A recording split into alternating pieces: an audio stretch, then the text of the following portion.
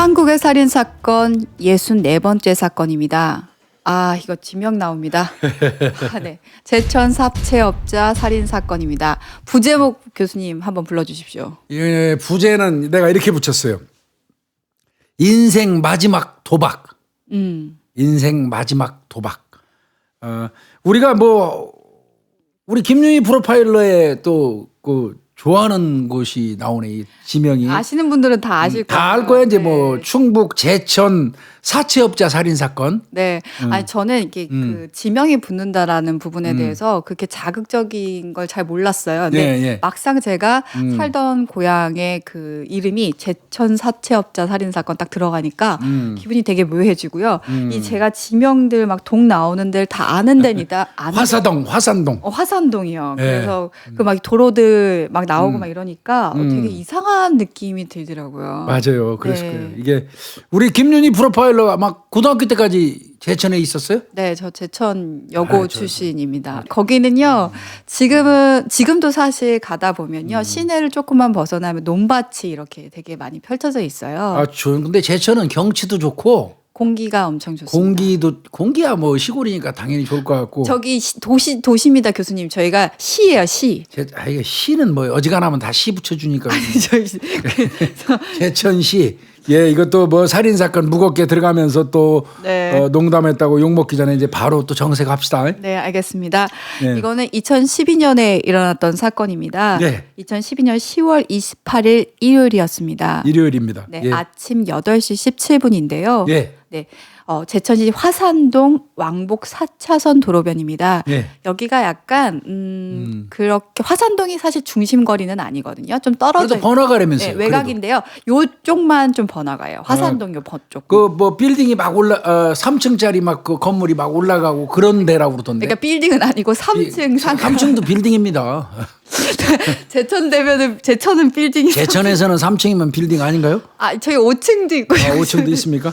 예. 하여튼 번화가라고 그래. 왕복 4차선 도로변이니까 상당히 네. 아마 신시가지 형태인가 봐요. 4차선으로 뻥뻥 그 시골 도로가 넓혔으면 거기에 어떤 분이 한 분 지나가다가 비가 왔죠. 그 전날. 네, 그 전날 밤에였는데 비가 왔었고요. 아침에는 비가 안 왔었죠. 근데 네. 이제 그 화산동 왕복 4차선 도로변에 어떤 분이 지나가다 보니까 외제 고급 승용차 한 대가 서 있는 겁니다. 네. 근데 그 외제 고급 승용차가 이따가 이제 설명드리겠지만 굉장히 비싼 차입니다. 네, 그 제천에서는 사실 외제차가 많지 않기 때문에 지나가다 보면 특이한 외제차 같은 경우는 사실 예. 저게 누구 차인지는 사실 아는 사람들도 꽤 있어요. 캐딜락입니다. 네. 캐딜락 쿠페라고 그러는데요. 저도 사실 잘 몰라서. 그 검정색 캐딜락 쿠퍼인데 쿠페라고 그러는데 이거 나중에 이제 수사하는 과정에서 담당 형사가 알게 됐는데 2013년 그 당시에 우리나라에 4대밖에 없었어요.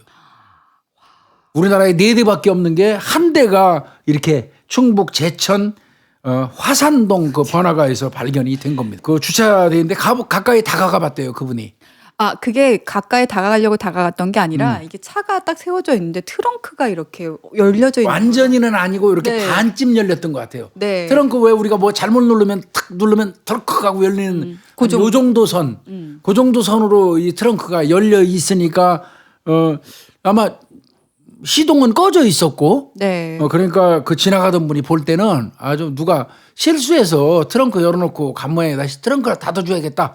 선의의 마음을 갖고 아마 다가간 것 같아요. 그러니까 되게 저도 신기한 게 보통 그냥 지나갈 텐데 이제 그러니까요. 시골 분들이다 보니까 아이고 차 트렁크 열려 있네. 저 뻗들이 나가면 어떡하나. 이제 이런 생각을 하시는 분들이 꽤 있잖아요. 그래서 아마 트렁크를 닫아주려고 그 차에 가까이 가셨나 봐요. 이분은 그날 교회 일 때문에 이제 근처 집에서 그 근처가 집이래요. 네. 집에서 나와갖고 아침 일찍 미용실 가던 중이에요. 교회에서 일 보고 이제 교회 일부러 가려니까 미용 좀 하고 가려고 머리 좀 하고 가려고 이게 동네 미용실이 딱 티가 나는 게 아침 8시에 열잖아요. 그렇게 일찍 열어요? 그러니까 아니에요. 아마 그냥 아시는 분이 이제 나 머리하러 갈 거니까 아마 그런 게 있잖아요. 이렇게 예식장이라든지 그런 게 있으면 머리하러 아침에 거기 시골 같은 경우는 얘기해서 일찍 가거든요. 그래서 아마 그러니까 독실한 크리스찬인가 봐요. 네. 교회 일보러 가기 전에 일단 하여튼 빨리 일찍 일어나갖고 미용실 가서 머리하고 가려고 했던 것 같습니다.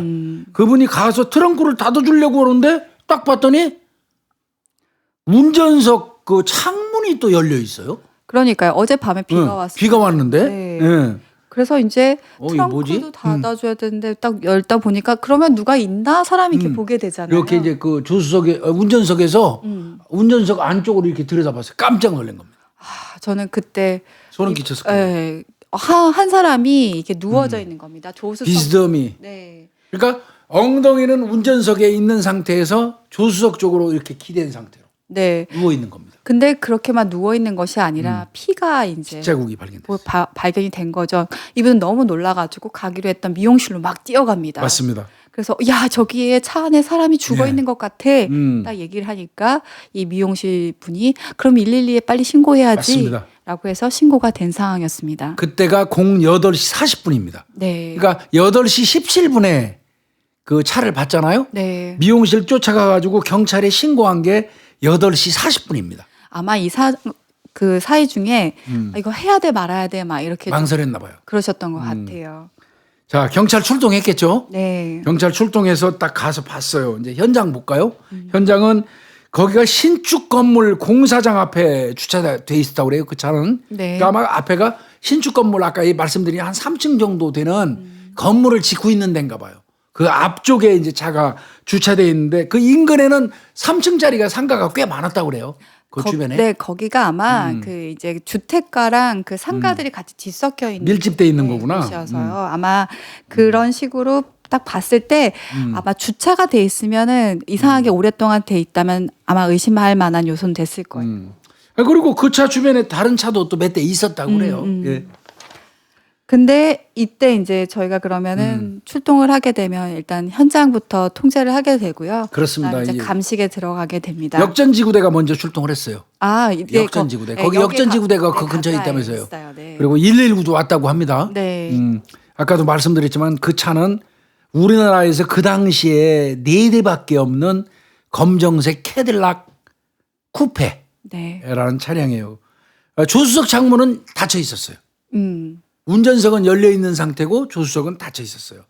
그다음에 이제 차를 경찰관들이 살펴보니까 이게 언제적부터 세워져 있는지를 보려면 어쩐 적에 비가 왔으니까 네. 비를 쭉 맞았는지를 따져봐야 할 거 아니에요? 네. 차량 윗부분에 밤새 내린 빗물이 맺혀 있었고 트렁크 쪽으로도 빗물이 맺혀서 이렇게 똑똑 안으로 들어가고 있었어요. 그러면 분명히 비가 왔을 때 차가 주차되어 있었고 그렇죠. 트렁크도 비가 왔을 때 열려 있을 그런 가능성이 거죠. 큰 거죠. 운행 중에 세운 건 아닌 거예요. 그러니까 네. 저는. 네. 예. 그리고 보다 중요한 게 있었어요. 와이퍼가 중간에 딱 있어요. 아. 와이퍼가 그 중간에 딱 있는 거예요. 그러니까 앞유리 이 정중간에 멈춰 있다. 그러면은 이거는 이 사람이 혹시 누구한테 살해를 당했다면 시동이 켜 있는 상태에서 급습을 당하고 사망하고 그 범인이 죽이고 난 다음에 끄고 갔기 때문에 와이퍼는 중간에 서 있는 걸로 그렇게 판단할 수밖에 없는 거죠. 그렇죠. 그렇죠? 네. 예. 와이퍼가 중간에 서 있는 거는 거기에서 얻는 실익이 상당히 많은 겁니다. 네. 그렇다면 이 사람이 범인이 그거를 껐다면 이미 차 안에 타 있을 가능성이 그렇죠. 크다는 거죠. 그렇죠. 일단은 이 사람이 죽을 때는 분명히 차는 시동이 켜져 있었다. 네. 그다음에 살해한 이후에 시동을 끄고 범인이 도주를 했다. 이렇게 보면 될 것 같고요. 그리고 와이퍼가 작동됐다는 얘기는 바꿔서 얘기하면 비가 오고 있었다는 건 명백하니까 어쩐 게 맞는 거예요. 네. 그렇죠? 네. 어젯밤에 맞는 거죠. 네. 여러 가지를 얻을 수 있겠죠. 그럼 범행 시간대를 추정할 수 있는 게 더 많이 나왔죠. 좁혀지는 거죠. 어저께 밤이고 비 올 때 와이퍼 작동한 거 봐서는 밤이고 밤이었고 시동 켜진 상태에서 공격당하고 끄고 도주했다. 네. 그 이제 어젯밤 비 올 때 이거는 나온 겁니다. 네. 자 이제 저 역전지구대에서는 현장 보존만 하고 이제 강력에 연락했겠죠. 강력 3팀 나왔어요. 네. 그다음에 CSI 과학수사팀 출동했습니다. 예, 그래서 그 차를 먼저 살펴볼 수밖에 없잖아요. 네, 저희가 하게 되면 차에서 사건이 발생을 하게 되면요. 일단 차가 범죄 현장이 되기 때문에 차에 대한 감식들이 앞뒤로 다 이루어져요. 그렇습니다. 네, 그리고 일단 현장 사진을 다 찍고 나서는 시체를 이제 먼저 빼고 차량은 또 다시 따로 감식을 하게 되거든요. 그렇습니다. 근데 이 차는요, 아까 말씀드린 것처럼 캐딜락 쿠페인데 리스한 거래요. 캐피탈에서. 리스한 차라고. 아, 근데 비쌌겠다. 그러니까 일단은 죽은 사람이 누군지 확인해 보려면은 그 차주일 가능성이 있으니까 네. 그 캐피탈 그 리스 그 회사로 전화했는데 그날이 일요일이라 조회가 안 되는 거예요. 그래서 좀 어려웠고 막 뒤지다 보니까 트렁크에서 명함이 나왔어요. 네. 명함이 나왔는데 이 사람 직업이 보험 설계사네요. 네. 그런데 이 사람인지 아닌지는 몰라요. 네. 저희가 명함은 명함만 나왔는데. 나왔다고 해서 확인해야 되는 건 아니니까요. 그러니까 이 피해자가 맞는지 보험 설계사 맞는지 차주가 맞는지는 모르는 거고 일단은 보험 설계사 명함을 가지고 있는 오모 씨라는 36살 먹은 남성인 걸로 나왔습니다. 네. 그렇다면 이제 하나하나씩 네, 범죄 현장 현장 감식 해야죠, 이제. 네, 봐야 되겠죠. 일단은 그렇다면 그 피해자 상황을 한번 보도록 하겠습니다. 피해자가 입고 있는 옷은요. 예, 상의는 흰색 바탕에 예. 붉은색 줄무늬 티셔츠였습니다. 맞습니다. 그리고 두툼한 조끼를 10월 달이다 보니까 걸치고 그렇죠. 있었고요. 또 하의는 청바지였습니다. 청바지였어요. 네. 그다음에 트렁크 안에는 남자 운동화가 발견되고 종이 가방도 한 3개 있었고 CD도 있었고 비닐봉지 그다음에 남자용 서류 가방 같은 게 뒤섞여 있고요. 네. 역시 트렁크 안에도 반쯤 열어놨기 때문에 젖어 있었어요. 비 올 때 열린 거는 그러니까 명백합니다. 네. 비가 올 때 열린 건 왜 그러냐면 젖어 있으니까 이미. 그렇죠. 예, 그러니까 비 올 때 트렁크가 열린 건 명백한 걸로 보여지고요. 그렇다면 교수님 트렁크가 열려 있다면 트렁크에서 가져갔을 물건도 그렇죠. 있을 가능성이 크겠네요. 이게 만약에 트렁크 안에 어떤 물건을 꺼내 갔다면 범인이 그걸 노리고 꺼내 갔다면 이건 계획 범죄예요. 그렇죠? 네. 트렁크 속에 무슨 물건이 있다고 판단하고 트렁크를 열고 뭔가 꺼내고 가고 미처 못 닦고 갔다면 이거는 계획 범죄고 계획 범죄라고 그러면 이거는 수사를 압축해 가는 게 훨씬 낫죠. 네. 원한이건 뭐건 그 연결시키기가. 근데 참 이게 우리가 말은 이렇게 쉽게 하는데요. 트렁크가 있고요. 거기서 물건을 본다고 해도 여기서 뭐가 없어졌는지 알 알 수가 때까지는 없죠. 예. 시간이 좀 많이 걸려요. 그렇습니다. 네. 이 사람은 이제 보험 설계사 오모 씨는 맞는 것 같아요. 네. 자 리스한 것 같고. 네. 하여튼 보험 설계사라고 하더라도 제천에서 캐딜락 쿠페를 타는 사람은 없었다고 그래요. 그 당시까지만. 근데 교수님 이게 어느 정도나 이제 네. 4대밖에 없기 때문에 얼마나 힘들었냐면 이게 차문 열기도 되게 어려워. 차문 못 열어요. 모르는 사람은 못 열어요. 그러니까 저도 예. 이 봤는데 이게 저도 처음에 모르면 못 열겠더라고요. 예. 하여튼 차 보고 난 다음에 이제 시체를 자세히 살폈어요. 자, 아까 말씀드린 것처럼 운전석에서 조수석을 향해서 비스듬히 누워 있는데 왼쪽 티셔츠가 이렇게 배 가슴 부위까지 걷어 올라가 있었어요. 이거는 그래서 옆구리하고 이 그 복부 쪽에 맨살이 드러나 있고, 그러니까 아마 조수석 쪽으로 이렇게 상체가 쓰러지면서 자연스럽게 걷어 옷이 올라가진 것 같은 올라가신 그런 느낌의 형태였고, 예, 피는 오른쪽에 많이 묻어 있었어요. 조수석 쪽으로 오른쪽에. 네. 그러면 이제 여기서도 또 생각해 볼 만한 게 있죠. 네, 저는 처음에 이 창문이 열려 있고 창문 밖에서 그냥 이렇게 찌른 찔렀을 걸로 수 있겠다라고 그렇게 생각을 해줘. 네. 근데 지금 보니까 차는 혈흔이 오른쪽으로만 집중돼 있어요. 우측이라면은 조수석 조수석 쪽에서 쪽으로. 공격을 당했을 가능성이 그렇죠. 크게 됐네요. 그리고 하체, 허벅지에 혈흔이 있고요. 종아리는 깨끗해요. 아, 그렇다라는 거는 앉은 상태에서 앉은 상태죠. 서 있는 상태에서 허벅지라든지 이런 데 상체를 공격당했으면 신발 밑에까지 가서 질척질척해져요. 네. 피가 스며 나와서. 네. 그런데 이 시체를 살펴봤더니 이렇게 누워 있는 상태인데 허벅지 쪽에는 피가 잔뜩 묻어 있는데 종아리 밑으로는 깨끗해요. 네. 이 얘기는 바꿔서 얘기하면 앉아 있는 상태에서 공격을 당했다는 뜻이기도 합니다. 네, 이게 왜 또 중요하냐면요. 이 사건만 그런 게 아니라요. 나중에 그 사체를 유기했을 가능성도 아, 있잖아요. 그럼요. 운전석에다 놨다거나 그렇죠. 아니면 어디서 딴 데서 했는데 운전을 한 것처럼 한다든지. 그렇죠. 그렇기 때문에 저희가 혈흔이 흘러내린 상태라든지 그렇죠. 그런 시체 상황들 다 꼼꼼히 보는 겁니다. 그러니까 적어도 이거는 앉은 상태에서 공격받아 죽은 건 맞으니까 유기는 아닌 거예요. 그렇죠. 그렇게 봐야 되는 겁니다. 자세히 봤더니요. 목 부위에 14방 찔렀어요. 왼손 이쪽 손이에요. 왼손에 네. 방어창이 엄청나게 많고요. 네. 목과 얼굴과 이 가슴 부위를 14번 정도 공격을 받았습니다. 그렇다는 건 교수님 일방적으로 우측에서 공격당해서 내가 몸을 틀어서 그렇죠. 이쪽에서 마구 찌르니까 몸을 돌려서 이쪽 손으로 막거나 이랬던 것 같아요. 네. 그래서 이 추정컨대 이게 창문이 열려 있다. 운전석 창문이 열려 있다. 그리고 피해자가 이렇게 쓰러져 있다. 이거는 어떤 면에서 얼핏 보기에는 차량 밖에 창문 열려 있으니 차량 밖에서 막 공격을 해가지고 사람이 공격받고 쓰러져 죽은 걸로 보는데 오히려 또 막상 보니까 오른쪽으로만 집중해서 공격이 돼 있고 피는 흘러내리지 않았으니까 앉은 상태에서 우측에서 조수석 쪽에서 누군가가 공격을 한 거예요. 네. 그렇게 얘기할 수밖에 없다. 그러면 왜 그러냐면요. 저는 여기서 더 하나 교수님 네. 생각이 들었던 게 목, 머리, 가슴 가슴. 위쪽에 공격을 받았다라는 거는 이 사람 자체가 일단은 이 공격자가 미리 공격을 했다라는 거잖아요. 그렇죠. 그러니까 이것이 우발적인 다툼에서 일어난 그거는 아니에요. 아니라는 거죠. 왜냐하면 계획이라는 게 만약 우발력이 쌓였으면 가슴이라든지 자기가 가까운 부위라든지 배 부위를 찌를 가능성이 큰데 이 사람이 방심하고 있는 상태에서 급소만 마구 찌른 거예요. 네. 그러니까 이거는 다분히 그 어떤 계획적인 범행일 거로 추정이 되고요. 그리고 비가 오는데 운전석 창문을 열었다는 얘기는요. 이거는 면식범일 수밖에 없어요. 문을 찍 여는 건가요? 그러면 문을 열어주는데 아니 밖에서 누가 두들긴다거나 뭐 해도 문을 열어주는 거는 창문을 열어주질 않잖아요. 비 오면. 그쵸. 비 오는데 누가 이렇게 열겠습니까? 그러니까 이거는 누군가 아는 사람이 물어봤기 때문에 문을 열었을 것 같고 왼쪽에 상처가 없다면 이 창밖에서 공격했으면 왼쪽에 공격흔이 있어야 되는데 없었다는 거. 이거 누군가 아는 놈이기 때문에 두들기니까 문 열어주고 얘기하고 태웠을 가능성이 있는 거예요.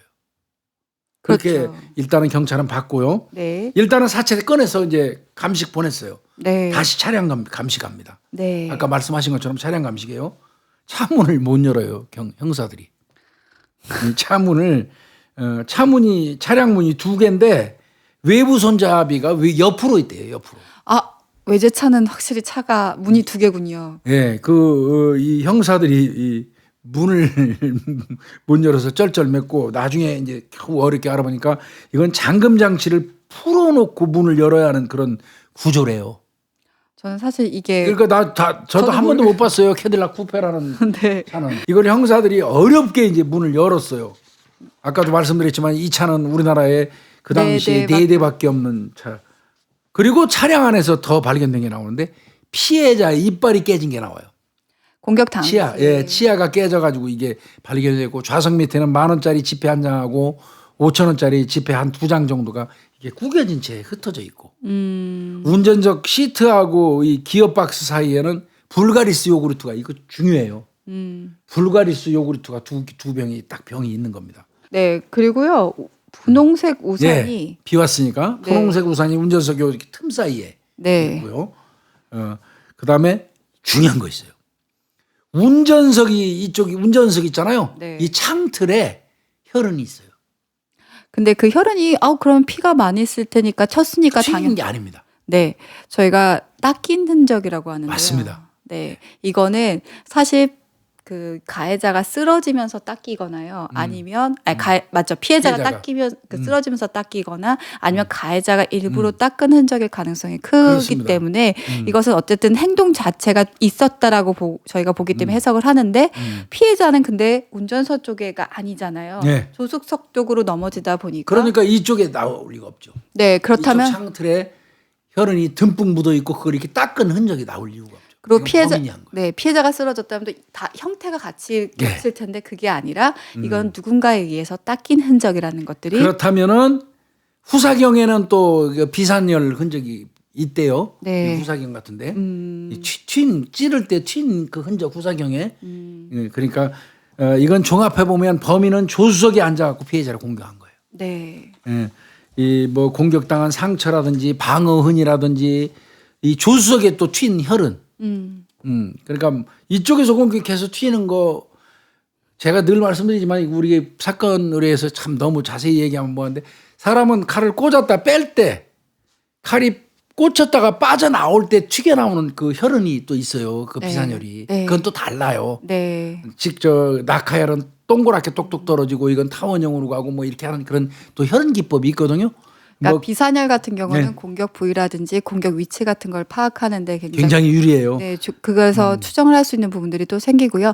낙하혈 같은 경우는 보통 이동했을 때 물체, 그러니까 뭐 범행 도구가 이동을 했을 때 낙하혈들이 있기 때문에 그렇습니다. 그 범행 도구를 또 추정하는 부분의 하나의 네. 그 단서가 될 수 있고요. 아까 교수님이 얘기했듯이 이제 닦인 흔적 같은 것들은 또 이런 어떤 2차, 부차적인 행동이 들어가는지를 평가하는 데 굉장히 유용하기도 합니다. 그러니까 이거는 공격당한 상처라든지 방어흔이라든지 조수석으로 튄 그 혈흔 방향 이런 거 볼 때는 정황상 이거는 조수석에 앉힌 거예요. 아무나 문 열고 들어올 수도 없는 그 외제차에 들어와서 앉아가지고 어느 순간 무슨 이유인지 공격을 했어. 그러면 조수석에 비가 오는 날 창문을 열어서 확인해 보고 누군지 알아본 다음에 땅땅땅땅 두들기니까 창문을 열었는데 아는 사람이야. 나 좀 빨리 좀 뭐 얘기할 얘기 있어. 그러니까 타. 일로 왔어. 그냥 열고 들어올 수 없는 문이야. 안에서 열어줘야지 열리는 문이에요. 열어줬어요. 그 사람 들어와서 옆에 앉은 거예요. 그 사람이 공격을 했다면 1000번 100번 이건 면식범이에요. 아는 사람이죠. 아는 사람입니다. 그러니까 왜 이게 되게 중요하냐면 네. 현장을 해석을 했을 때 이것이 비면식범이냐 면식범이냐 왔을 때 수사에 집중할 수 있는 게 굉장히 달라집니다. 분명히 비면식범도 하게 되는데요. 그 비중을 달리해야 하기 때문에 수사에서 단서, 빠른 시간에 단서를 확보해야 되기 때문에 이런 현장 해석이 굉장히 중요합니다. 그러니까 차량에 트렁크가 열려져 있는 거, 창문이 열려져 있는 거, 비산열, 시체가 비스듬하게 그 누운 방향, 공격한 방향, 방어운 뭐 이런 것 등을 종합적으로 지금 저희가 간단하게 말씀드렸지만 합쳐보면 이건 명백히 정황상 면식범이 맞는 거예요. 그리고 계획된 범죄의 가능성이. 그 계획 범죄 가능성도 농후하고요. 그런데 불행하게도 거기서 DNA라든지 지문 이런 게 안 나왔어요. 피해자 거만 나오고요. 네. 그래서 부검합니다. 근데 이 피해자가 엄청 건장해요. 저도 깜짝 놀랐어요. 180cm에 90kg이에요. 그런데 이 사람 얼굴을 부검하면서 자세히 보니까 안면부에 이 가로로 찔린 상처 이렇게 옆으로가 아니라 이렇게 찔린 상처. 이것도 다수가 있고 윗입술로 완전히 이렇게 베어가지고 칼 휘두르는 방향에 막 찢어진 거예요. 그러면 이 사람은 덩치가 아주 건장한 사람이잖아요. 네. 그다음에 아래 턱에도 찔린 상처가 있고 이빨이 깨진 게 밑에 있었다고 그랬잖아요. 치아도 그러니까 엄청 반항하고 막 하는 과정에서 치아까지 그런 것 같고 뭐 아까 14군데라고 그러는데 목하고 가슴 쪽을 또 추가로 나중에 발견해서 보니까 20개소가 넘어요. 왜냐하면 방어까지 다 예. 있다 보니까. 마구잡이로 막 찌른 겁니다. 그리고 제일 결정적인 건 이 목에 혈관이 절단됐어요. 목 혈관 절단되면 사망합니다. 그다음에 이 양쪽 척추동맥 이쪽 거기도 이 절단이 됐고요. 대동맥도 찔린 상태였어요. 그다음에 양쪽 팔 왼쪽 손에 방어창이 있고요. 그러니까 그런 모든 정황을 볼 때는 이거는 범인은 조수석 오른쪽에서 공격한 게 나오고 등 부위의 상처는 없다는 얘기는 바꿔서 얘기하면 뭐죠 이거는? 옆에선 공격하고. 비스듬히 기대 앉은 상태에서 급작히 찔렀다는 얘기. 네, 맞아요. 이렇게 있었으면 등 부위를 찔렀겠죠. 그러니까 비스듬히 그러니까 피해자의 태도가 보이는 거예요. 네.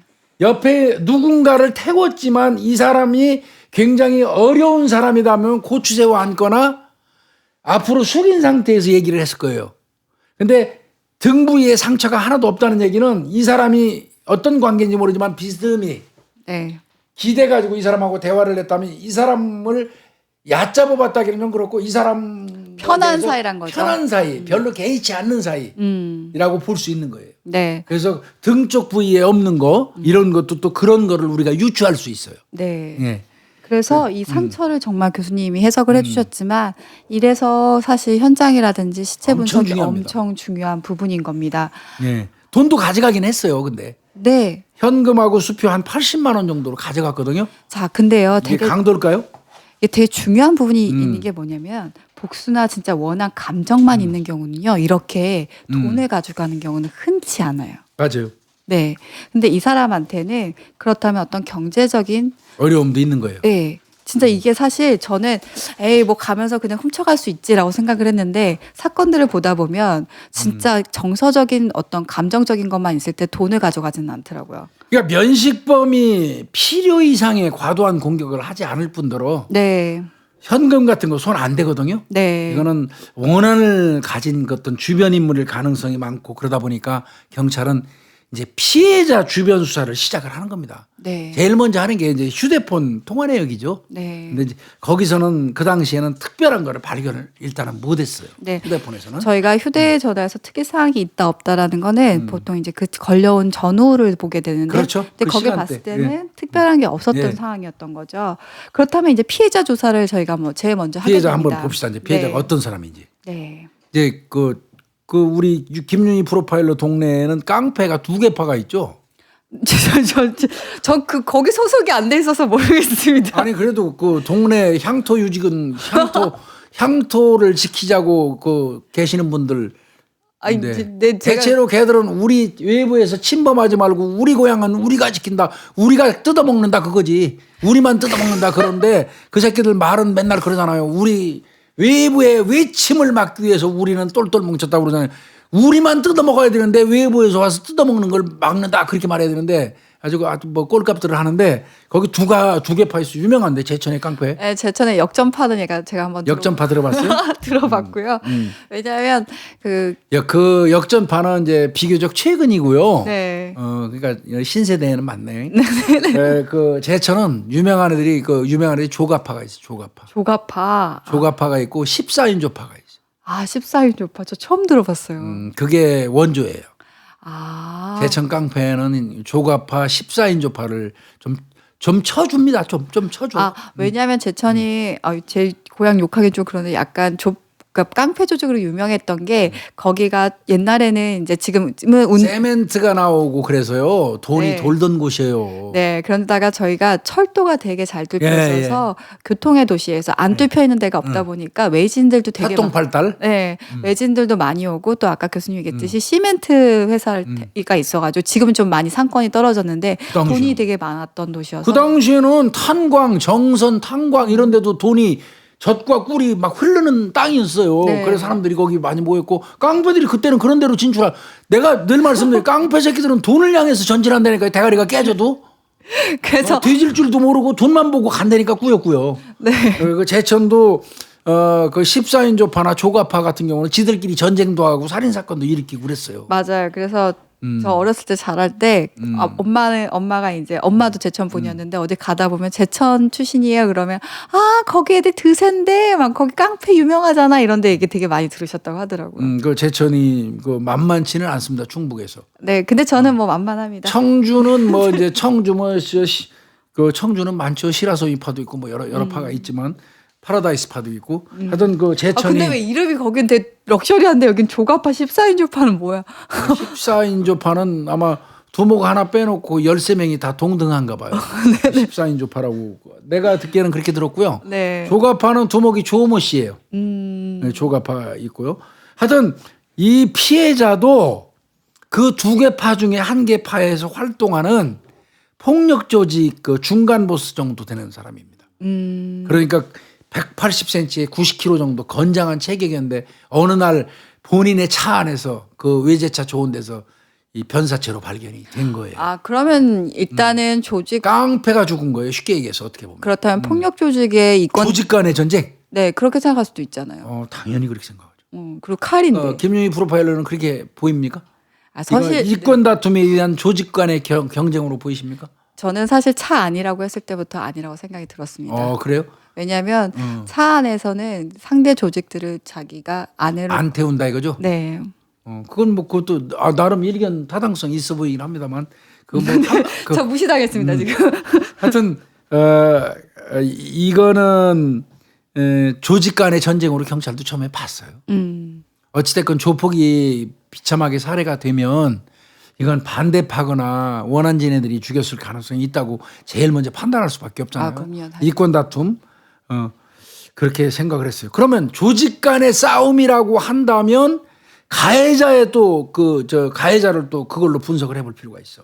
만약에 조직 간의 싸움이라도 이 조직에서 내가 행동대장급인데 저쪽 나하고 라이벌되는 반대 조직의 그 패거리도 행동대장급 정도 되면 동등하게 취급을 해요. 네. 근데 내가 행동대장급 되는데 저긴 대원 정도밖에 안 되면 사실은 무시하거든요. 네. 그런데 피해자가 앉아 있으면서 뚱뚱뚱 두드릴 때 문을 열어줬다면 그러면 만약에 저 상대 조직이라고 하더라도 나보다 좀 그 급수가 높은 것 같으면은 나가죠. 네, 절대 나가죠. 네. 문 열고 나가서 그래도 예의를 지켜주는 게 그들 사이에서도 예의인데 앉은 상태에서 창문 열고 뭐야 하고 물어볼 정도라면 조직이라면 상대 조직은 여기 지금 죽은 사람보다는 낮은 놈이에요.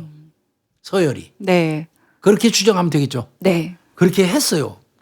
수사는 또 상대 조직의 지금 죽은 사람보다 낮은 직급 등급의 조직폭력배들을 하여튼 이잡듯이 뒤져가지고 수사를 한 겁니다. 이게 이제 1차 수사했어요, 경찰이. 네. 물론 결과적으로 말씀드리면 헛다리 짚었습니다. 네. 그렇지만 그렇게 이제 수사가 됐어요. 네. 그리고 그다음에 그런 피해자와 제일 가까웠던 사람이 누구냐면 피해자 마누라죠. 가족 와이프다 보니까 이제 와이프에 대해서도 가서 아니 그러면 원한 살 만한 일이 있느냐 남편의 뭐 행적은 어떻게 되냐 이런 것들을 하나씩 물어보게 됩니다. 그래서 이제 마누라한테 최근에 남편이 누구하고 문제 있었습니까? 그럼 당연히 얘기하죠. 없습니다. 없습니다. 맞아요. 네. 남편은 이 보험 설계사도 하면서 개인적으로 사채업을 했어요. 아, 사채업. 아니 그냥 쉽게 얘기하면 사채업도 아니에요. 아주 속된 말로 얘기하면 도박판 꽁지한 거예요. 꽁지. 네, 꽁지 활동한 거예요. 도박판에서 도박돈 빌려주고 그러니까 이자. 10만 원 빌리면 9만 원만 줘요. 만 원 띄고 선이자 띄고. 그러니까 나중에 그 도박이 길어지면 전부 꽁지가 다 처먹어요. 맞아요. 그게 이제 그거 하는 건데 이 사람이 이 조직 폭력 조직에 있으면서 보험 설계사도 하고 그러면서 저 도박판에서 꽁지 활동을 한 거예요. 사채업 불법 사채업을 했고 그다음에 뭐 아내 되는 사람이 그 얘기는 해요. 꼭 의심스럽다면 최근에 남편이 원주에 사는 사람한테 돈을 좀 뜯겼다. 그래서 그 사람 뭐 만나러 자주 원주에 간다고 해서 나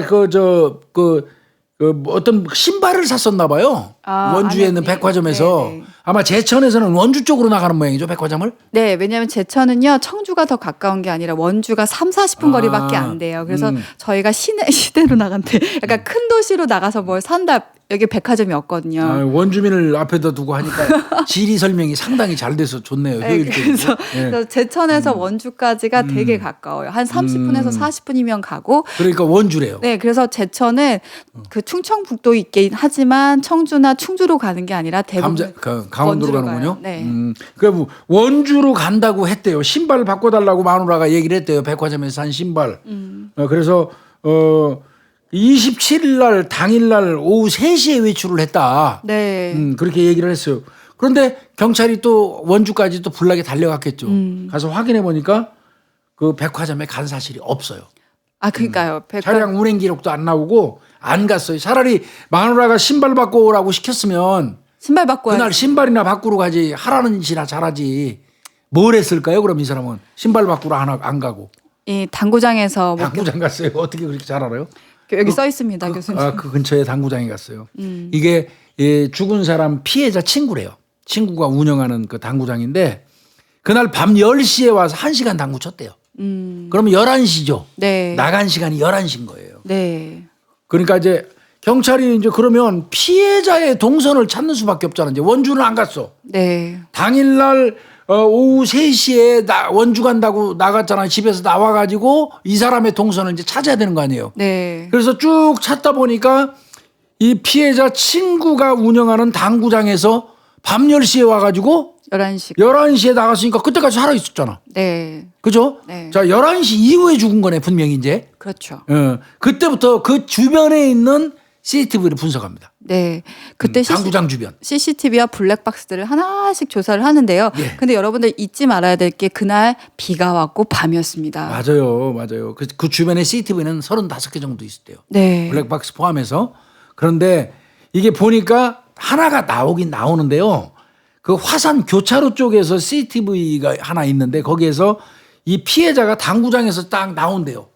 나와가지고 지 차가 그 앞에 세워져 있잖아요. 거기에 타는 게 보이고 타자마자 이 사람이 이제 차를 빼기 위해서 뒤로 후진하는 게 보여요. 후진하는 게 보이는데 이때 저쪽 길 건너편에서 후진하는 길 건너편에서 어떤 사람이 대각선으로 차길을 가로질러서 뛰어와요. 뛰어와가지고 땅땅 막으니까 차가 딱 후진하다 서. 네. 그게 보이고 서로 아는 척하는 게 보여요. 그때 조수석 문을 열은 겁니다. 운전석 문을 열은 것 같아요. 그리고 네, 태웠어요. 태웠죠. 네, 그 이제 조수석에 태웠죠. 네. 근데 그게 화질도 아까 교수님 문제는 나쁘다고 원거리에서 찍혔고요. CCTV가. 화질 아까 말씀하신 대로. 안 좋고 밤이고 비 왔잖아요. 또 네, 비가 오다 그러니까 보니까. 용모라든지 차기 상태 이런 게 안 나와요. 그러니까 신원이 아예 특정이 안 되는 거죠. 다만 대각선으로 가로질러 온 사람이 용의자는 맞죠 이제. 네, 그러면 어떻게 할까요? 가로질러온 그 쪽으로 다시 그쪽으로 가야 돼요 이제 네, CCTV. 그쪽에 CCTV가 있을까를 이제 그 시간대에 뒤져보게 됩니다. 글로 갔습니다. 거기에서 CCTV 또 불나게 찾습니다. 네, 뭐 휴대폰 대리점 CCTV에 보니까 하나 나와요. 용의자로 보이는 사람. 네, 용의자로 보이는 사람이 연두색 계통의 모자 달린 점퍼를 입고 왔다 갔다 하는 게 보여요. 그쪽으로 또 가는 게 보이고. 네, 그때가 23시 17분경이니까 범행 시간대 맞는 것 같아요. 대략 이 정도 예, 예. 있다라고 생각이 드는 비 거죠. 오고 밤인데 그러다 보니까 얼굴은 제대로 안 나와서 신원 특정은 못했지만 그것만으로도 연두색 계통의 모자가 달린 점퍼를 입은 거는 하여튼 길 건너편 휴대폰 대리점에서 찾았어요. 얼굴은 자세히 안 나왔어도. 그럼 대략 이런 옷은 나온 거죠. 그렇죠. 이런 사진을 뽑고 그럼 이제 탐문을 하면서 예. 이것만 보고 어떻게 찾아라고 하겠지만 봤던 사람들은 그러면 그리고 지인들은 다 한번 알아볼 수 있어요. 아니 누구한테 물어보더라도 연두색 계통의 그 모자 달린 옷 그 키가 한 뭐 170 정도 되는 사람 이렇게 물어볼 수라도 있잖아요. 그런데다가 시간대가 20, 30대다. 그렇죠. 그 시간대니까. 그래서 목격자 탐문 뭐 이건 이제 사진 그 사진 뽑았겠죠. CCTV 사진. CCTV 사진. 그런데 뭐 못 찾았어요. 그런데 참 이게 되려니까 그런 거예요. 피해자 그 차가 주차되어 있던 그 앞쪽에 슈퍼마켓이 하나 있어요. 근데 슈퍼마켓은 밖을 비추는 CCTV는 없답니다. 안에는 있잖아요. 근데 네. 슈퍼마켓은 안에는 있단 말이에요. 물건 훔쳐갖고 가는데 대체로 문 밖으로 이 계산하고 나가는 쪽 안쪽에서 이렇게 비춰요. 그렇죠. 네네네. 그렇죠. 계산대를 비친단 네, 말이에요. 네. 그러면 혹시 이 문이 열렸을 때 열렸을 때 혹시 이 안에 이쪽에서 비친 그 CCTV에 이 안에 들어왔던 연두색 옷 입은 사람이 혹시 있을지도 모른다는 생각을 했어요. 그러니까 이거는 거의 희망 없는 얘기지만 그래도. 해본 거예요. 그래도 혹시 문이 열렸을 때 또 보일 수도 있으니까 그래서 슈퍼마켓 들어가고 내부에 있는 CCTV를 봤어요. 근데 설치한 지 3일밖에 안 된 거래.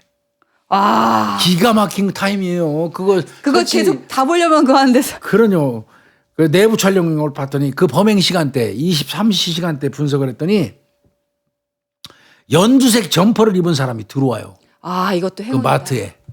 이것도 진짜. 아니, 이건 기가 막힌 일인 거예요. 네. 들어오더니 이 자식이 불가리스 요구르트 2병을 딱 삽니다. 그 차에 있었잖아요. 네. 아까 불가리스 요구르트 2병을 딱 사요. 그런데 이 자식이 현금으로 계산을 했어요. 카드로 했어야 되는데 교수님. 그래서 신원을 특정을 못했습니다. 그래도 그러나 뭐가 나왔죠 거기서?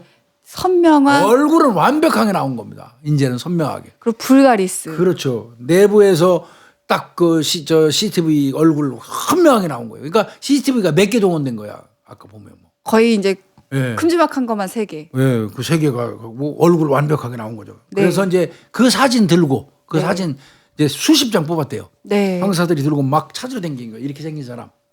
이게 누군지 아냐. 그런데 이거 시골 마을은 또 잘 협조 안 한다는 그런 성격이 있어요, 사실은. 게다가 얘가 직업이 조폭이잖아요. 네, 그게 잘 안 해줘요. 협조를 안 한다라기보다는 두려워하는 거죠. 네, 그리고 이제 봐도 그 이제 알아도 이렇게 건너 알면은 내가 또 어떤 말을 했는데 그래요. 이게 이제 이 사람이 범인도 아닌데 만약 내가 얘기 잘못하면 괜히 나 네. 욕 들을까 봐. 그리고 시골은요. 진짜 친척들이 다 모여 있어서 건너 다 연결돼 있어요. 그러니까 아마 형사들이 애로사항이 굉장히 많았다고 합니다. 네. 그 정도 사진 나오면 좁은 지역이니까 금방 찾을 수 있을 줄 알았는데 다들 모른다고 그랬대요. 다들. 거의 다. 그런데 네. 용케 형사 후배가 하나 있었어요. 형사하고 잘하는 후배가. 그 후배 그 형사하고 잘하는 그 지인이 조용히 얘기해 주더라는 거예요. 얘 나하고 동창이야, 동창. 얘 나하고 동창이야. 그 얘기를 슬그머니 해줬다는 거예요. 그러면서 얘가 47살인데 강씨고 강씨고. 도박에 도박꾼이다. 미쳐서 살고 있다. 애가 좀 똘끼가 좀 있다. 똘끼도 있고 도박꾼이고 이게 그러다 도박하다 보니까 사채를 그렇게 빌려 쓴다. 이 사람이 하는 일은 제천에는 또 올갱이가 유명한가 봐요.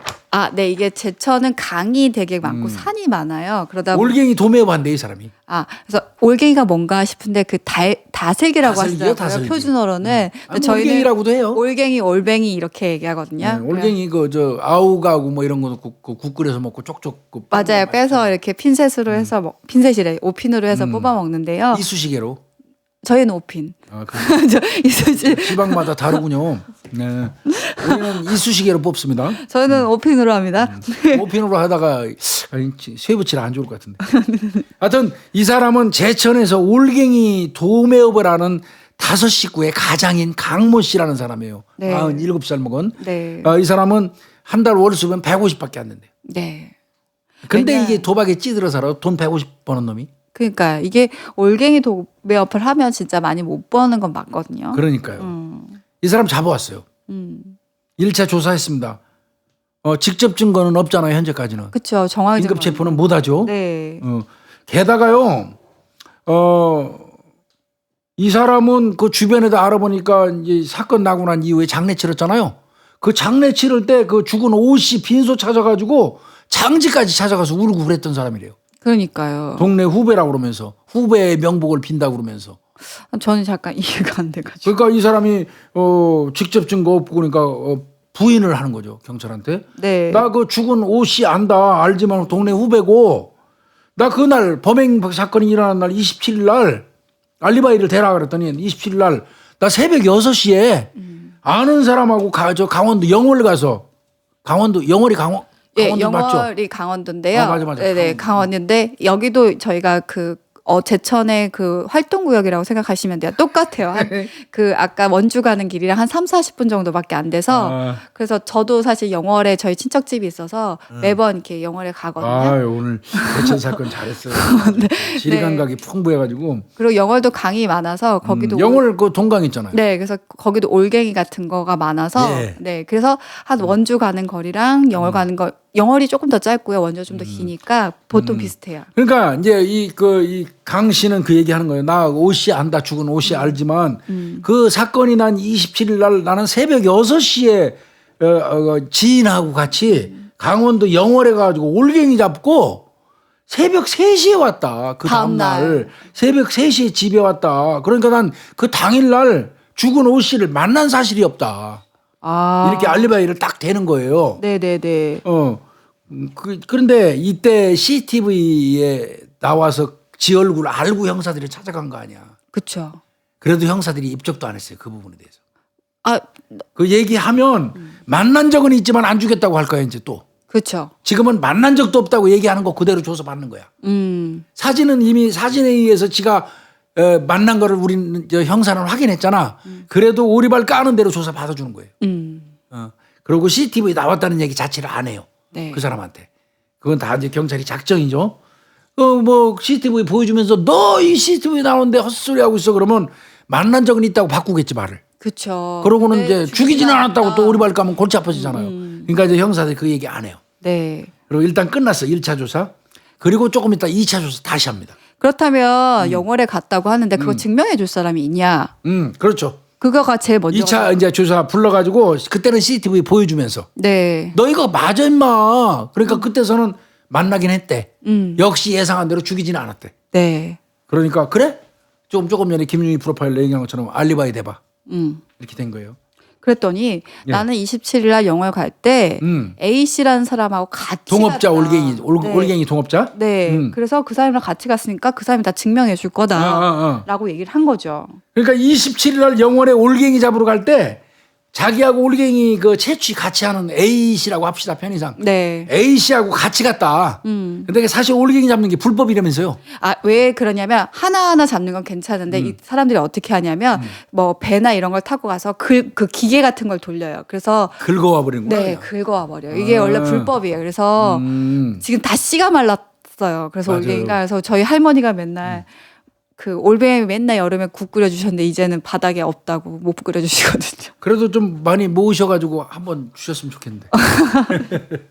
하여튼 이 올갱이 잡으러 나 A하고 같이 갔다. 그 불법이기 때문에 먼저 가서 그 A를 먼저 내려주고 너는 각자 작업하다가 어느 정도 끝난 다음에 둘이서 다시 모여가지고 그 사람 태우고 내가 왔다. 그래서 새벽이나 밤에 해요. 그래서 새벽 6시에 갔다가 그 다음날 새벽 3시에 집에 온 것이다. 맞아요. 이렇게 얘기를 하는 거예요. 그러면 이 얘기를 들으면 경찰은 또 이제 그 A 씨를 또 수사를 해야 되겠죠. 그래서 A 씨를 만났습니다. A 씨 만났습니다.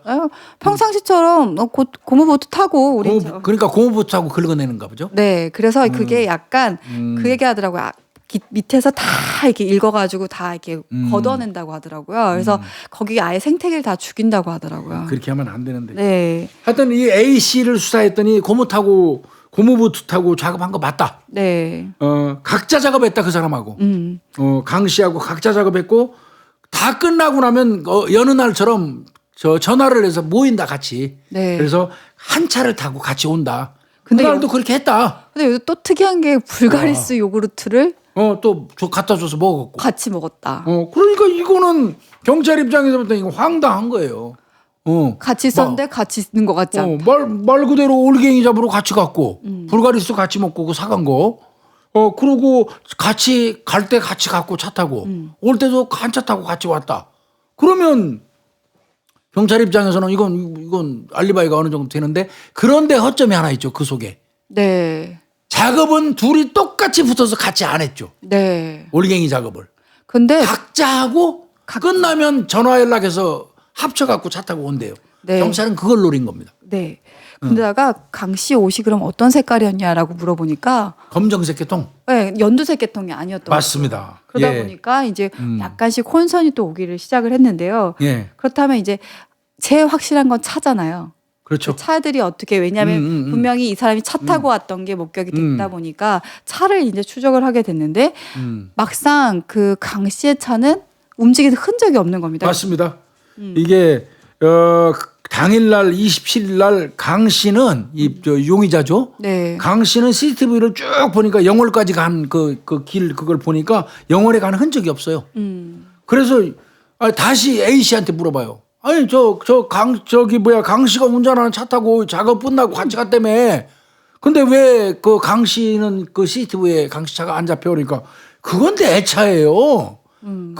거기 갈 때는요 항상 강 씨가 내 차를 타고 운전해서 올갱이 있는 곳에 데려다 줘서 거기서 같이 작업을 하고 끝나고 나면 다시 내 차를 타고 강 씨가 나를 데려다 주고 가는 거예요. 그러는 거예요. 그러니까 강 씨 차는 안 움직인 게 명백한 거죠. 네. 그리고 이 운전을 A 씨의 차를 강 씨가 운전한다라는 게 중요한 거죠. 그렇죠. 강 씨가 A 씨 차를 운전했기 때문에 CCTV에 영월에 간 흔적이 강 씨 차는 안 나왔던 거죠. 그렇지만 A 씨 차는 움직인 게 보입니다. 그렇습니다. A 씨 차는 보입니다. 그래서 그렇다면 A 씨 차에 뭐가 있을까 우리는 또 감식을 하게 되는 거죠. 그러니까 아까도 말씀드렸지만 올갱이 작업은 각각 하죠. 네. 그러면 이 사람이 올갱이 작업할 때 이 A 씨 차를 강 씨가 끌고 와서 범행하고 다시 갈 수 있잖아요. 네.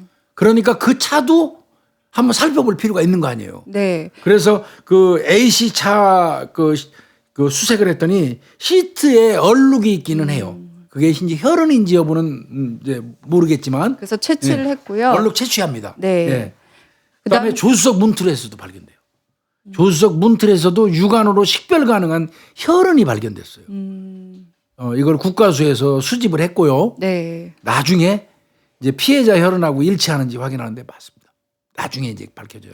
근데 진짜 그렇다면 이건 결정적인 증거거든요. 피해자 그렇습니다. 혈흔이 왜 여기 와서 묻어 있겠어요? 이유도 없죠. A 씨하고 피해자는 아는 사이도 아닌데. 그러니까요. 예. 그렇다면 피해자가 사망할 때 그 사람이 그 옆에 있었다라는 것이 예, 증명이 맞습니다. 되는 겁니다. 예. 지의 몸에 묻은 게 차에 탔기 때문에 그 차에 묻은 거죠. 네. 그래서 이 부분에 대해서 그러면 추궁을 하게 됩니다. 그래서 이제 긴급하게 이제 감정 의뢰를 그 혈은 국과수 거기 원주 쪽은 동부분서. 동부분원으로 보내죠. 네. 그렇죠. 동부분원으로 보내갖고 일치 판정 받았어요. 죽은 오 씨의 혈흔이 맞다. 그래서 이제 이건 범인 맞잖아요. 100%. 네. 3차 조사 받으러 와라. 그러고 이제 그거 나온 거 말 안 하고요. A씨 차에서 혈흔 발견한 거 말 안 하고 했더니 아주 2번까지 다 완벽하게 알리바이 성립됐다고 자신이 있었던 거예요. 네. 터벅터벅 왔는데 바로 오자마자 그냥 질러버린 거죠. 긴급 체포. 긴급 체포해버린 겁니다. 그러고 나니까 증거들을 하나씩 대다 보니까 이제 뭐 자백할 수밖에. 싹 할 수밖에 없었던 겁니다. 그렇다면 이 사건은 왜 이 발생하게 전모를 됐고? 이제 설명해 주셔야 돼요. 네. 아까 교수님이 얘기하다시피 피해자는 판돈, 그 맞아요. 도박 판돈에서 꽁지 노릇을 하던 사람입니다. 맞습니다. 그리고 아까 이 강 씨는 도박에 미쳐 맞습니다. 있는 사람이라고 얘기했습니다. 맞습니다. 그렇다면 이거는 도박판에서 뭔가 시작됐을 가능성이 크겠죠. 그렇습니다. 이 도박은 아까 사망에서 발견된 게 28일이잖아요. 네. 근데 아마 이제 사망은 그 전날 비 올 때로 보니까 2월 27일. 27일로 봐야 되겠죠. 11시 10월 27일. 그런데 이제 이 조사를 쭉 해봤더니 그 훨씬 일주일 전에 한 5일 전에 10월 22일 날이에요. 네. 22일 날 11시간 도박을 했어요. 그 가해자 오 씨가. 도박꾼들 며칠도 해요. 그때 도박을 하면서 자꾸 돈을 잃으니까 그 옆에 그 판돈 꽁지하는 그 죽은 강 씨한테 100만 원 빌려줘. 꽁지잖아요. 200만 원 빌려줘. 이렇게 빌리다 보니까 그날 3천만 원을 빌렸어요. 3천만 원을 빌려갖고, 예. 300이 아니고 3천입니다. 3천. 총 3천이에요. 100, 200, 300 계속 빌리다 보니까 총 빌린 돈이 3천이 된 거예요. 그리고 다 잃어버렸어요. 아이고. 그러니까 당일날 이제 꽁지는 돈 내놔 그럴 거 아니에요. 이제 3천. 그러니까 11월 5일까지 줄게 시간을 달라 이렇게 얘기를 한 거예요. 그런데 얘 강씨 짤 없죠. 이 죽은 오 씨. 뭔 소리 하고 있어. 당장 내놔. 자기보다도 나이가 많아. 지역 선배고 그렇지만 지는 조폭이고 하다 보니까 건방떠러하고 욕설하고 뺨을 막 때린 거예요.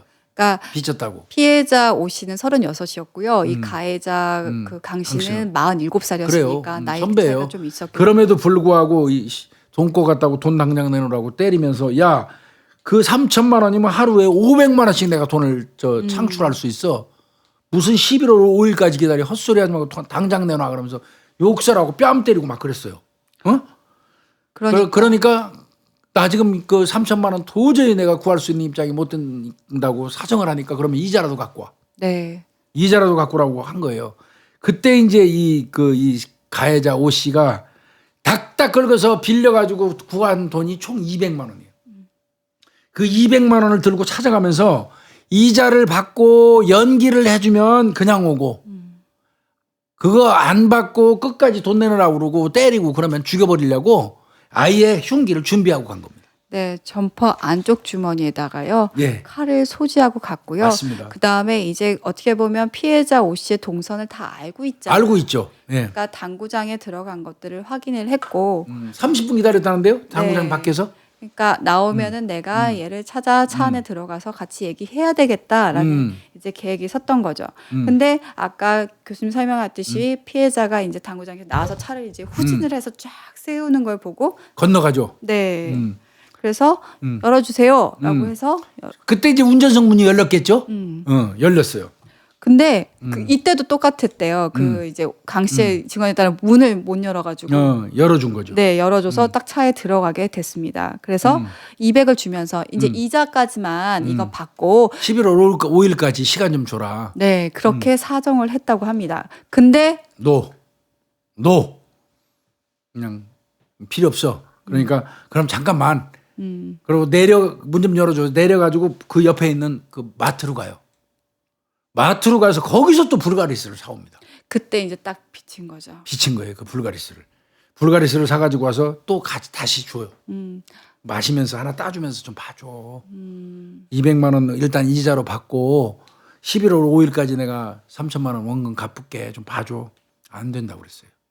그러면서 아마 여기서 또 욕설이 오가고 그렇죠. 서로가 싫은 말들이 오고 갔겠죠. 그렇죠. 그러니까 거기서 에이 씨발 이게 마지막 도박이다. 그냥 칼 꺼내고 목을 찔러버린 거예요. 근데 목을 한 방 딱 찔르면 사람이 쓰러질 줄 알았는데 그 쉽게 죽지 않고 잡아 당기는 바람에 잠파 같은 게 다 찢어졌어요. 네.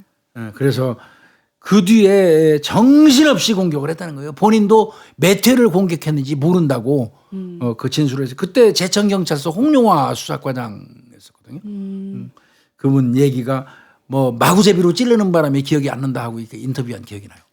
왜냐하면 그 보통 면식범이냐 비면식범이냐를 볼 때 횟수를 보는 이유 중에 네. 하나가 방어원도 보는 이유 중에 하나가 면식범일 때는 피해자가 공격을 당할 때 알고 있는 사람이면 내가 뭔가 저지할 수 있을 것 같고 대항할 수 있을 것 같다는 그렇죠. 생각이 들어서 굉장히 반항이 많아집니다. 그렇죠. 그렇기 때문에 가해자가 찌른 횟수가 어떤 원한 것도 있지만 횟수가 늘어날 수밖에 없고 방어원이 많이 생기는 게 보통이고요. 비면식범일 때는요. 찔리고 맞게 되잖아요. 그럼 보통 피해자가 도망을 가게 돼요. 도망가죠. 네, 그래서 이 현장에서의 그 상황들을 통해서 면식이냐 비면식이냐를 알게 되고 실제로 진짜 다 근데 저도 면담을 하는데 그 횟수를 기억하는 범죄자를 거의 본 적이 없어요. 네. 네, 그건 없어요. 면식범이기 때문에 면식범은 바꿔서 얘기하면 내가 여기서 실패하면 저 사람이 나 신고해서 나는 교도소 가는 거기 때문에 맞아요. 반드시 죽여야 되고 그러기 때문에 마구잡이로 공격을 하는 것이고 네. 그래서 죽을 수밖에 없는 게 면식범의 범행인 거고요. 그러다 보니까 이 사람도 마구잡이로 찔렀기 때문에 세면서 찌르지 않아서 모르는 거예요. 네. 그게 이제 아까 얘기했던 것처럼 깊이 박힌 상처는 14회 잘 자란 것까지 치니까 20여 회가 넘는다는 거죠. 네. 그래서 했고 자 사람이 죽은 거 확인했어요. 네, 그럼 밖으로 나와야죠. 나와야 되잖아요. 문을 못 여는 거예요 또.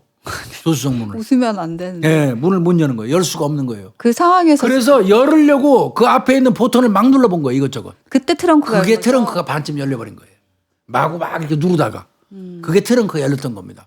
자 그런데 자기를 태울 때 그 운전석 문은 열어놨었잖아요. 네. 거기밖에 구멍이 없는 거예요. 조수석으로는 도망갈 길이 없고 사람은 비스듬히 길이고 시체를 타고 올라와서 그 조수석을 손으로 피 묻은 손으로 잡고 안으로 밖으로 나올 때 그때 이제 묻었잖아 이게. 네. 그 묻은 거를 생각을 해가지고 다시 돌아와서 봉걸레 같은 걸로 닦는 거예요. 그러니까 참- 닦은 열어내요 이게. 그러니까 그때는 안 들어가도 되는 거죠. 열린 문짝으로 닦으면 되니까 이제 그것이 아마 닦인 흔적이 됐을 겁니다. 그러면 이제 자기 몸에도 피가 묻어 있고요. 범행 도구가 있다 보니까 그걸 처리를 해야 되는 거죠. 그래서 그 아파트 근처 쓰레기장에 칼, 수건, 그거를 수건으로 그거 닦았잖아요. 네. 그래서 비닐봉지에 넣고 그것을 버립니다. 음. 근데 여기가 그때 비가 왔었기 때문에 맞아요. 아마 이 부분에 대해서도 약간 지워지거나 사람들의 이목을 좀 예. 들끄는 것도 있었을 거예요. 그리고 집에 가서는 샤워하고 피 묻은 그 옷을 세탁을 하고 네. 그 다음에 이제 다시 A씨. A씨 데리러 영월로 가는 거죠. 네. 데리러 영월로 가서 이제 그렇게 했는데 그 A씨 차는 사실은 갤러퍼였어요. 갤러퍼. 네.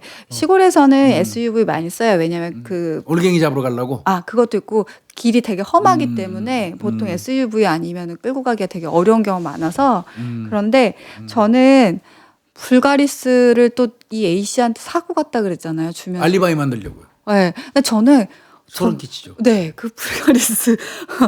네. 이 나름대로는 이 가해자 이 강 씨가 만만한 사람은 아니었어요. 이 범행 수법 이런 걸 보면. 네.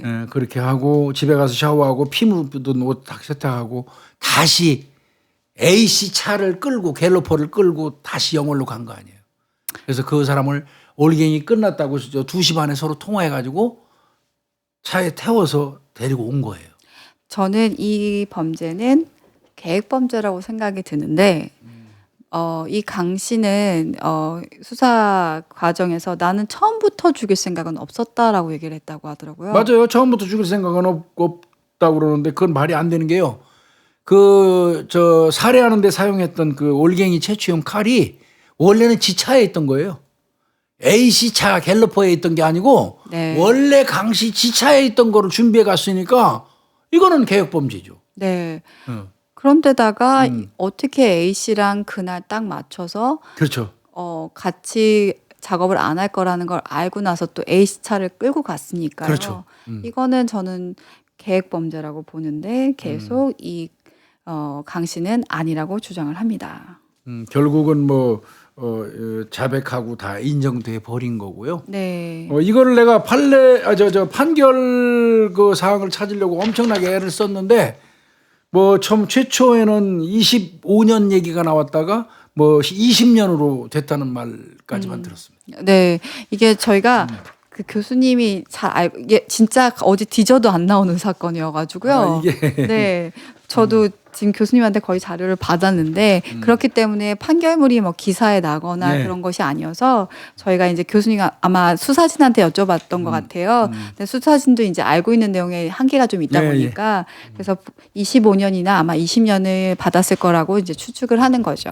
이 사건은 이제 그 전에 제가 현직에 수사과장 할 때 이 사건이 발생하고 어떤 자문 같은 거 의뢰를 받아가지고 제가 이건 면식범이 이래서 면식범이고 이렇게 공격했을 것 같고 이랬을 것 같고 이걸 분석을 해준 그 자료가 있었던 거예요. 이게 이 내용이. 그래서 이 사건을 제가 선정해서 했는데 이거 아마 특별하게 딴 데서는 잘 안 나올 겁니다. 그래서 저도 판결 어떻게 동네 소문이라도 도나해서 엄마 제천에 전화해보고 막 근데 그러던데. 부모님도 이 사건 모른다고 그래서 딱 맞아요. 하시는 말씀이 정말 저 가관이었습니다.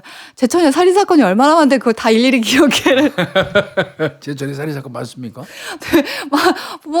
저희 좀 큼지막한 사건들이 좀 있어가지고요. 제천 사건 꽤 많은 큰 거 많이 있기는 해요. 근데 네. 뭐 이게 제천이라는 동네만 그런 건 아닌데 아니고요. 네, 맞아요. 동네 사는 사람이다 보니까 이게 뭐 좀 조금 재밌게 하자고 내가 우리 김유희 프로파일러 네. 고향이 제천이니까 제천 얘기하면서 했던 거지. 아니 그렇게 따지면 뭐 전 세계에서 그러면 뭐 뉴욕이 제일 범죄자 도시고 한국에서는 그럼 서울이게요?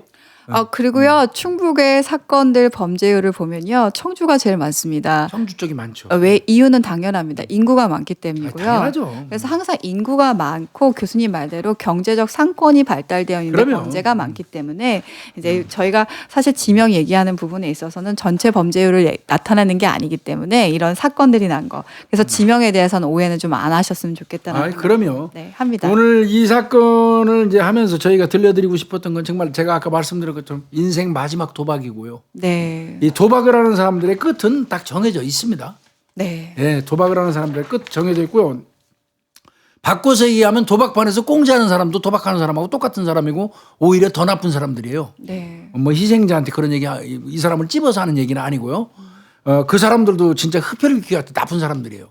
그래서 도박판을 전전하고 하는 사람들의 말로는 절대로 행복하고 좋아질 수 없다는 거 좀 말씀드리고 싶고요. 네, 그리고 교수님이 이 사건을 아마 선정한 데는 현장 분석이 얼마만큼 많은 현장 것들을 분석이요? 말을 해주냐라는 거예요.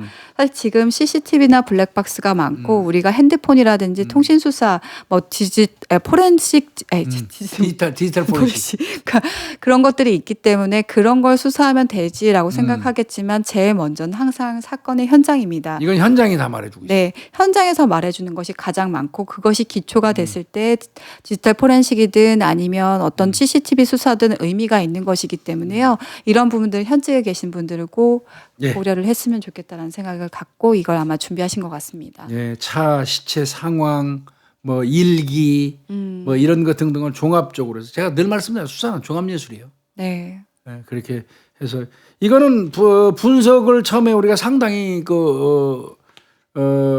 난해하지만 붙어가지고 서로 협조해서 분석하고 수사 방향을 참 잘 정했었고요. 그래서 효율적으로 6일 만에 검거했어요. 네, 맞습니다. 6일 만에 긴급 체포했었는데요. 예, 예. 이 사람 아마 죽인 시간은 27일 날 그 전날 밤 11시 40분이라고 그러더라고요. 네. 예. 예, 그래서 그렇게 해결했던 이런 사건을 한번 들려드렸는데 오늘 아마 우리 구독자님들보다도 뭐 경찰 쪽에 종사하는 사람들이었다면 조금 더 도움이 되지 않았을까 싶기는 합니다만. 네. 저도 사실 이 사건 분석해 보면서 과거에 저도 이제 요즘에는 다 이렇게 글자화된 걸로 보고 저도 판단을 하는데 네. 현장을 보고 해석해 갔던 그 옛날 생각이 많이 나더라고요. 맞아요. 네. 그래서 또 저희 고향 사건이어서 좀 네, 재밌게 또 해봤습니다. 예. 인생 마지막 도박. 예. 네. 예. 언제나 제일 중요한 건요. 범죄적 환경에 자신이 속해 있지 않는 것이 가장 그렇습니다. 안전합니다. 여러분들도 그렇게 안전한 오늘 하루하루 또 되시길 바라겠습니다. 예, 수고했습니다.